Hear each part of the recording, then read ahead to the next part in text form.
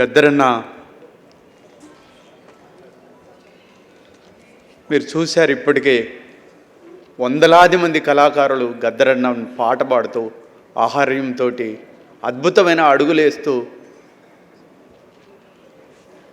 ఎందుకో ఎన్ని పాటలు వచ్చినా కానీ గద్దరన్న చనిపోయిందంటే గద్దరన్న చనిపోవటం ఏంటి అసలు?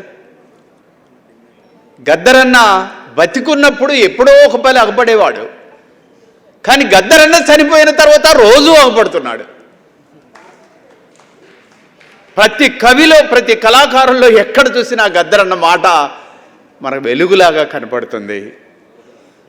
గద్దరన్నని ఇంకో రకంగా చాలామంది అర్థం చేసుకుంటారు. గద్దరన్న అలా తయారైన వాడు ఇలాగే వచ్చాడు. చూడండి మార్పు. గద్దరన్న అలా ఉండేవాడు, ఇలా ఉన్నాడు ఇప్పుడు. జయరాజు అలా ఉండేవాడు, ఇలా తయారయ్యాడు. అంటే ప్రకృతి గొప్ప కమ్యూనిస్ట్. గాలి, నీరు, వెలుగు, వెన్నెల, భూమి అందరికీ సమానంగా ఇచ్చింది. ఇది సమానంగా లేకపోవటం వల్ల అందమైన భార్యను వదిలిపెట్టాడు, అప్పుడే పుట్టిన పిల్లవాడిని వదిలిపెట్టాడు. సమస్త జీవరాశి చల్లగుండాలి, హెచ్చు తగ్గులు ఉండటానికి వీల్లేదని గౌతమ బుద్ధుడు బయలుదేరాడు. కమ్యూనిజం అమలు కాకపోవటం వల్ల ప్రకృతి ఏ కమ్యూనిస్టు సిద్ధాంతం కలిగి ఉందో ఆ కమ్యూనిస్టు సిద్ధాంతం ఇదే భూమి మీద నిలవలేకపోవటం వల్ల ఒక గౌతమ బుద్ధుడు పుట్టాడు. గౌతమ బుద్ధుడి ప్రభావం వల్ల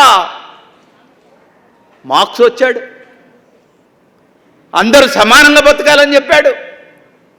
దున్నేవాడికే భూమి కావాలని మహానుభావులు చాలామంది కొట్లాడారు. మార్క్సిజం వేరు అని చాలామంది భావించారు. అది బౌద్ధం అనే సంగతి, బుద్ధుడు వేసిన మార్గం అనే సంగతి, అది ప్రకృతి సిద్ధాంతం అనే సంగతి చాలామంది తెలుసుకోలేకపోయారు. బాబాసాహెబ్ అంబేద్కర్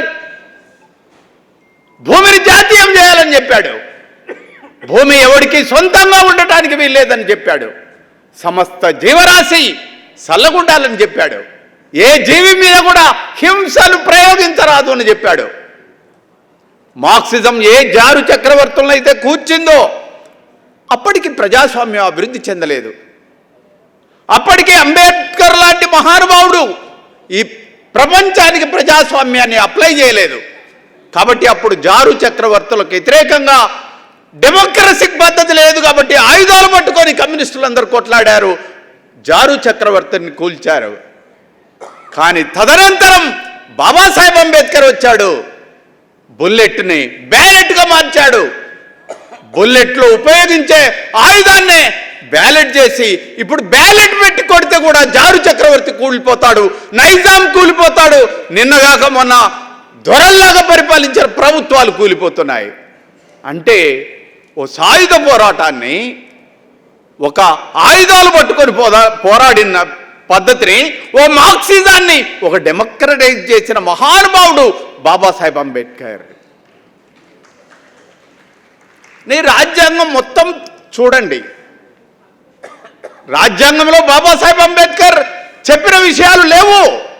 అందుకనే రాజ్యాంగాన్ని ఇది నాకు పట్టని చొక్కా లాంటిది అని చెప్పాడు బాబాసాహెబ్ అంబేద్కర్. ఈ విషయాలన్నీ క్రమంగా క్రమంగా క్రమంగా తెలుసుకుంటూ వచ్చాము. మొదట ప్రారంభమైనప్పుడు గద్దరన్న గోసి గొంగడితోటి ప్రారంభమై ఎర్ర జెండా మాత్రమే ఉంది. కానీ గద్దరన్న ఈ చివరికి వచ్చేవరకే గద్దరన్నకు ఎర్ర జెండా ఉంది, బ్లూ జెండా ఉంది. బుద్ధం శరణం గచ్చామి అని అన్నాడు. కమ్యూనిస్టులకు పరివర్తన ఈ దశ నుంచి ఆదర్శకు రావటానికి ఇంకా ఎన్ని సంవత్సరాలు పడుతుందో. గద్దరన్న ఒక గుణాత్మకమైన మార్పు తీసుకొచ్చాడు ఈ దేశంలో, తనలో తీసుకొచ్చి ఆదర్శంగా నిలబడ్డాడు. అందుకని మేము చాలాసార్లు చెప్పాము, అర్థమై సావదే. మా సిరలు మార్క్సిజం, మా దమ్మనులు అంబేద్కరిజం, మా హృదయం బౌద్ధారామం, ప్రకృతే మా పవిత్రాశ్రమం అని చెప్పాము. కానీ ఈ బ్యానర్ సంఘాలు ఇవన్నీ మార్క్సిజం అర్థం కావు, వీళ్ళకి అంబేద్కర్ అర్థం కాదు, వీళ్ళకి బౌద్ధం అర్థం కాదు. ఎవరి గీతలు వాళ్ళు గీసుకుంటూ ఉంటారు. మనం గీతలు గీసుకొని ఉంటాము. మన అడవులు, మన కొండలు, మన జలపాతాలు మొత్తం కూడా పెట్టుబడిదారుల వశం అవుతున్నాయి. మనం ఐక్యం కాకుండా ఈ భూమి రక్షించబడదు. మనం ఐక్యం కాకుండా ఈ ప్రపంచానికి ఒక వెలుగునివ్వలేము.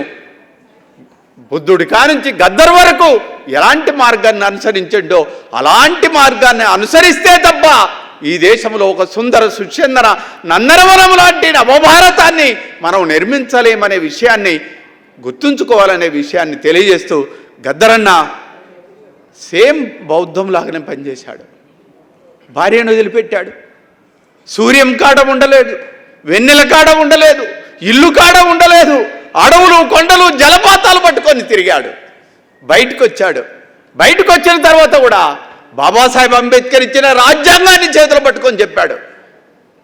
చాలామంది అనుకుంటాడు ఈయన రాహుల్ గాంధీని ముద్దు పెట్టుకున్నాడని. గద్దరన్న రాహుల్ గాంధీ కలవటం వల్లనే ఇవాళ రాహుల్ గాంధీ కూడా రాజ్యాంగం పట్టుకొని ఇది నాకు ప్రామాణికం అని చెప్తున్నాడు. అది రాహుల్ గాంధీ మార్గం కాకపోవచ్చు, అది గద్దరన్న మార్గం. గద్దరన్న రాహుల్ గాంధీని కూడా మార్చాడు. కాబట్టి మిత్రులారా, గద్దరన్న అర్థం కావాలంటే బాబాసాహెబ్ అంబేద్కర్ అర్థం కావాలి. గద్దరన్న అర్థం కావాలంటే మార్క్సిజం అర్థం కావాలి. గద్దరన్న అర్థం కావాలంటే బుద్ధుడు అర్థం కావాలి. సర్వజన సమ్మేళితమైన గద్దరన్న నీకు వందనం అనే విషయాన్ని తెలియజేస్తూ నేను ముగిస్తున్నాను.